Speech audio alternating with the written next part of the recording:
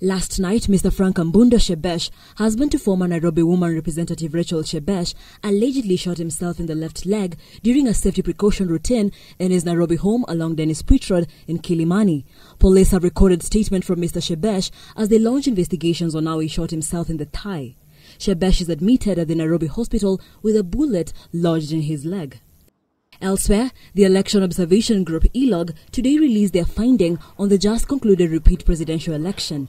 According to ELOG, many of the issues raised before the election were not effectively addressed, and as a result, Kenyans went into the fresh election in a cloud of uncertainty, tension and apprehension. The observers said the election was also characterized by violence that led to deaths in various parts of the country. We think work needs to be done. Whether that speaks to the legitimacy of the process or not, we cannot comment. We can only give you what we observed, and others can draw conclusions around the legitimacy, because that depends on where you're sitting. Because it is clear that we have a problem, which is why we feel it is important to have a national dialogue, regardless of the situation. Rift Valley legislators are calling on their supporters to maintain peace and quell rising tension along Kisumu and Kericho.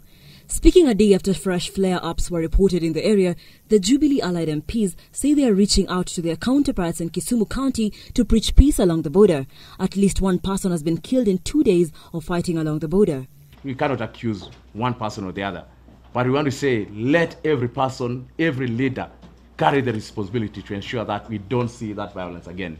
Whether they are in Awasi, whether they are in Kipsitet, whether they are in Koru, we are asking them to open the roads to business. It is for the benefit of all of us when business goes on. Relative calm has returned at the border following deployment of a contingent of GSU officers.